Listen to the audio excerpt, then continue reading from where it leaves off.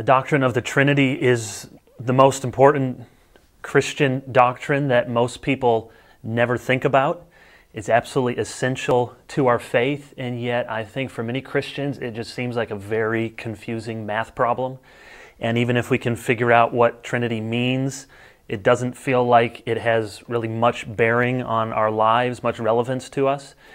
The word Trinity, famously, is not found in the Bible, but the word does very well at capturing what are a number of biblical truths. There's actually 7 statements that go into the doctrine of the Trinity.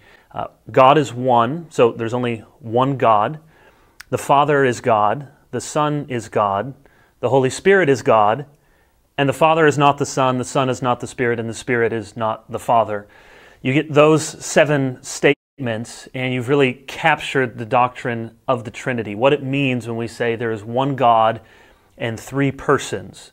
So Christians are monotheists. We don't believe in many gods or a pantheon of gods, but just one God, and yet this God expresses himself and exists as 3 persons. That language of persons is very important. The early church wrestled with the appropriate language, and persons really speaks to the personality of the 3 members of the Trinity and also their relationship with each other, so that the Father, Son, and Holy Spirit are in this mutual dance and union, and yet they're different. One is not the other, but they're equal in rank, equal in power, equal in glory, equal in majesty.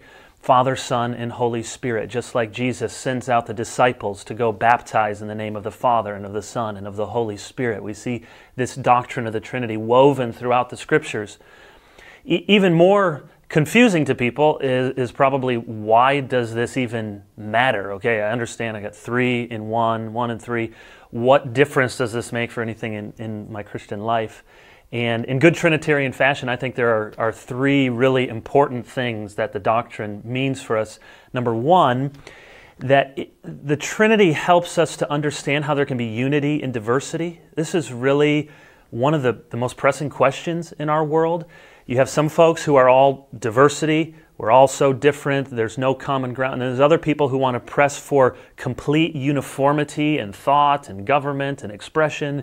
And really the Trinity shows us that you can have a profound, real, organic unity with diversity, so that the Father, Son, and Holy Spirit are working in complete union in our salvation. The Father appoints, the Son accomplishes, the Spirit applies, and yet there's different roles and different ways in which they relate to each other. So that's one. The second would be how the doctrine of the Trinity teaches us about community. That we have a God, one God, who exists in 3 persons, eternally in community with each other. And as important as it is as Christians that we love one another, that we care for one another, that we support, we respect one another, all of these things that are bound up in being Christian are found and have their origin in the Trinity and the relationship there.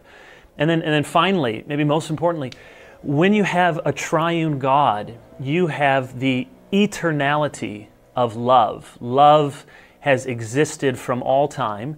So if you just have God, just one God, not 3 persons, He has to create a being to love, to be an expression of His love. But Father, Son, and Holy Spirit existing in eternity for all time has always had this relationship of love. So love is not a created thing. God didn't have to go outside of Himself to love. Love predates power. Love is eternal. And when you have a triune God, you have fully this God who is love.